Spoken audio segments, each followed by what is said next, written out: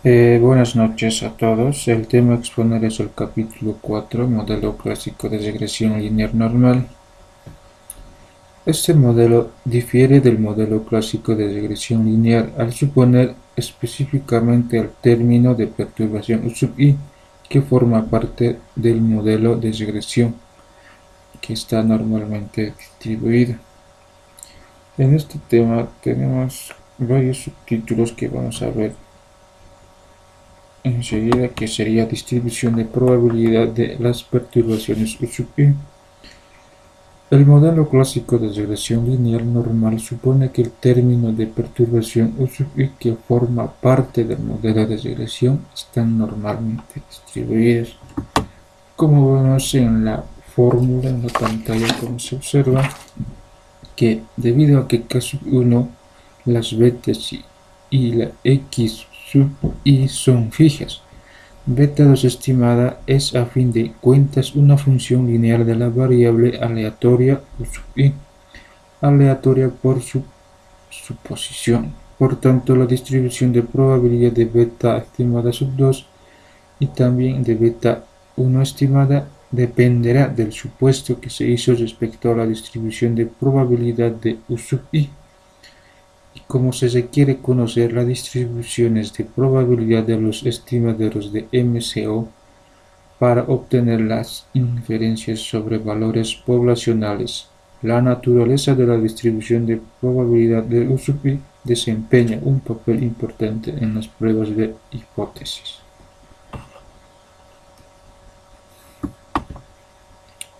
Encontramos otro subtítulo que dice supuesto de normalidad U sub i. El modelo clásico de regresión lineal normal supone que cada U sub i está normalmente distribuido. Como observamos que el modelo clásico de regresión lineal supone que cada sub i está normalmente distribuida con media varianza y covarianza. Estos supuestos se expresan en forma más compacta, como vemos en la siguiente imagen. En la siguiente fórmula se expresa que donde U sub i está distribuido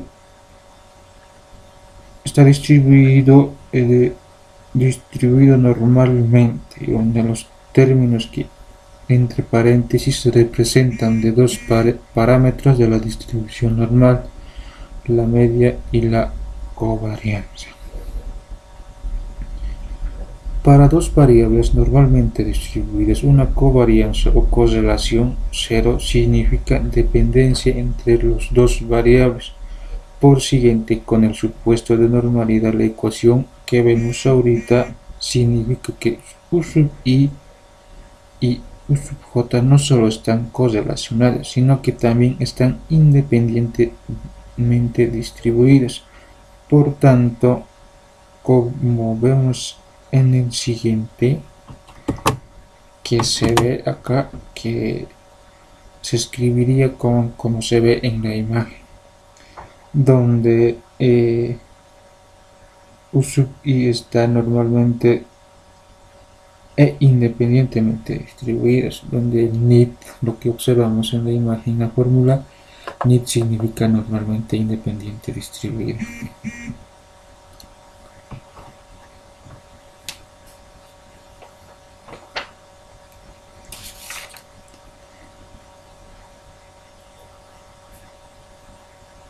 Según lo que vimos, podemos decir por qué se debe formularse el supuesto de normalidad.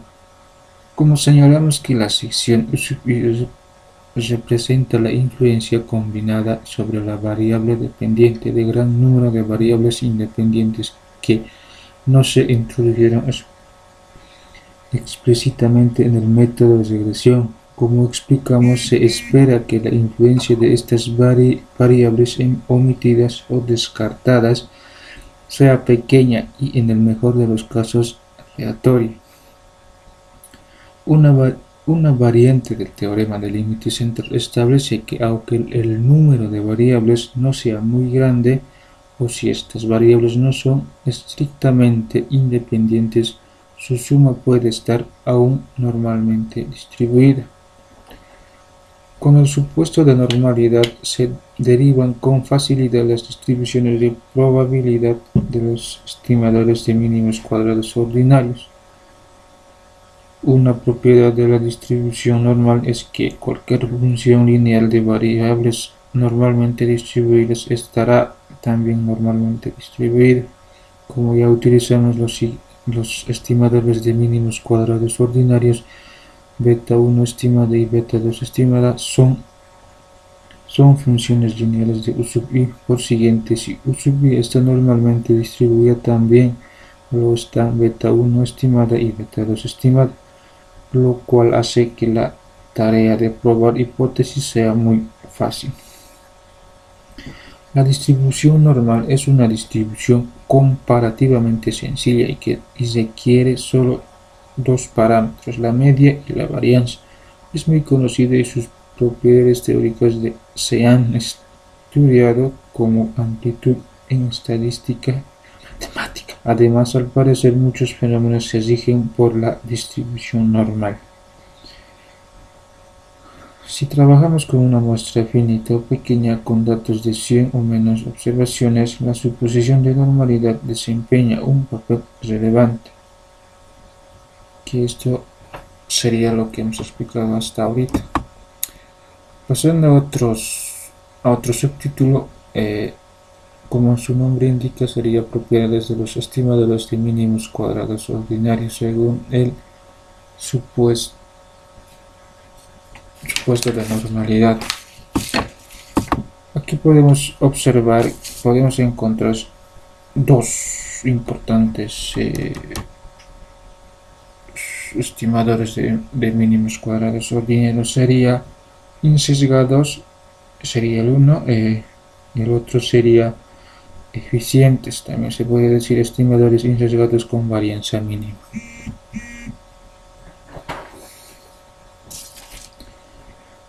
Primero vamos a ver insesgades. Insesgades de mínimos cuadrados ordinarios. Como vemos en la pantalla, vemos dos imágenes con una gráfica. Supongamos dos funciones de densidad de dos hipotéticos estimadores obtenidos por dos procedimientos diferentes. Si vosotros se dan cuenta que estamos encontrando que la esperanza del estimador del parámetro poblacional beta 2 estimada es igual al verdadero valor poblacional. Esto quiere decir que en el primer caso, en el panel A, encontramos que la estimación está centrada en el verdadero valor poblacional. Si la esperanza de beta 2 estimada que el estimador de beta 2 poblacional es igual al verdadero valor poblacional. En el panel B encontramos que la estimación no se encuentra centrada en el verdadero valor del parámetro poblacional, donde vemos la esperanza de beta 2 estimada y el verdadero valor poblacional se encuentra alejado. Por lo tanto, la estimación no se encuentra centrada en el verdadero valor del parámetro poblacional. En todo caso, el estimador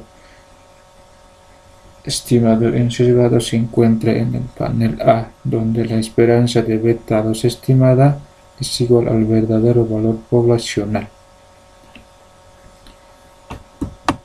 En resumen, podremos observar o resumir: insesgadez nos asegura que el estimador en promedio está centrado sobre el parámetro, no tiene una desviación sistemática respecto al valor del parámetro. Nos quiere decir que la esperanza de beta 2 estimada es igual al valor poblacional beta 2 y la esperanza de beta 1 estimada es igual al verdadero valor poblacional, como vemos aquí en las dos imágenes, como estamos observando en la pantalla. Y otro de los estimadores de mínimos cuadrados ordinarios según el supuesto de normalidad tenemos eficientes, tienen varianza mínima. Además de ser insesgados de un promedio, está en el centrado sobre el verdadero valor del parámetro poblacional. Además son eficientes. Esto quiere decir la eficiencia hace una medida de eficiencia que claramente se ve que existe es la varianza. Si mientras más pequeña la varianza, más eficiente es el estimador. Como vemos acá tenemos dos estimadores que son sesgados. La eficiencia hace referencia a la varianza de los estimadores. Claramente vemos el recorrido del panel A es mucho menor del recorrido del panel B. Es más largo el recorrido. Como vemos, los dos estimadores que son insesgados están centrados en promedio en el verdadero valor poblacional. Sin embargo, el estimador del panel A es mucho más eficiente que el panel B. Por su varianza es mucho más pequeña, por lo tanto elegimos el estimador que se encuentra en el panel B, que es correctamente como hemos explicado y como hemos indicado. Método de máxima verosimilitud MB, un método de estimación puntual con algunas propiedades teóricamente más fuertes que las del método de mínimos cuadrados ordinarios. Es el método de máxima verosimilitud, como indica el nombre. Este método es estimación, es utilizado porque proporciona estimadores que gozan de buenas propiedades en muestras grandes. ¿Qué significa muestras grandes? Significa que estaremos buscando haciendo un análisis asintótico que hace referencia a que la muestra es grande. Por ejemplo, si tenemos datos transversal, diremos que la muestra tiende a infinito, que la T tiene a infinito.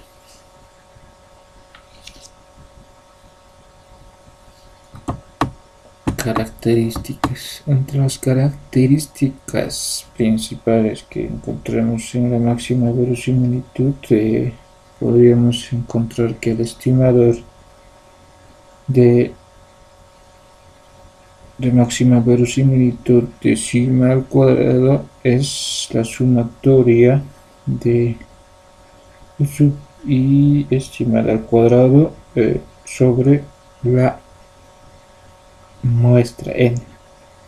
Este estimador es sesgado, en tanto que el estimador de MCO de mínimos cuadrados ordinarios, como vemos aquí que la sigma al cuadrado es igual a la sumatoria de U sub I estimada al cuadrado. Esto está dividiendo la muestra en menos 2. Como vimos, es insesgado. Pero al comparar estos dos estimadores de sigma al cuadrado se ve que conforme aumente el tamaño de la muestra n, los estimadores de sigma al cuadrado tienden a ser iguales, por tanto asintóticamente, es decir, a medida que la n sabemos que es la muestra, crece indefinidamente, el estimador de máxima verosimilitud sigma al cuadrado también es insesgado. En resumen de la exposición, tuviéramos que en este capítulo hemos analizado el modelo clásico de regresión lineal normal.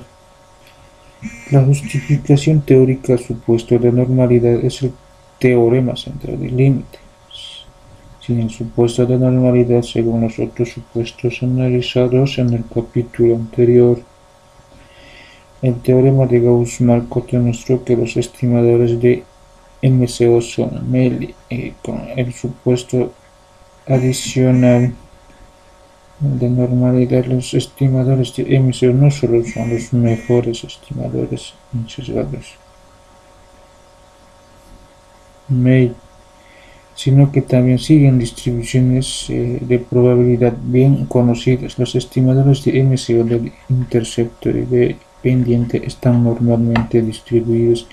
El estimador de MCO de la varianza de sub I es igual a la sigma estimada al cuadrado se relaciona con la distribución J sub i cuadrada. Una alternativa al método mínimos cuadrados es el método máxima verosimilitud. Sin embargo, para utilizar este método se debe hacer un supuesto sobre la distribución de probabilidad de término de perturbación U sub i. En el contexto de regresión, el supuesto más común es que la U sub i sigue la distribución normal. Según el supuesto de normalidad, las distribuciones de emisión y máxima variación de los parámetros del intercepto de la pendiente del modelo de regresión son idénticos. Sin embargo, los estimadores de MCO y MB, que es máxima verosimilitud de la varianza U sub i, son diferentes.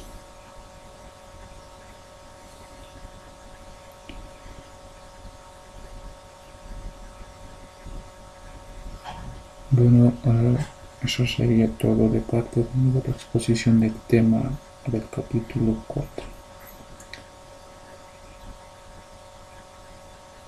Gracias.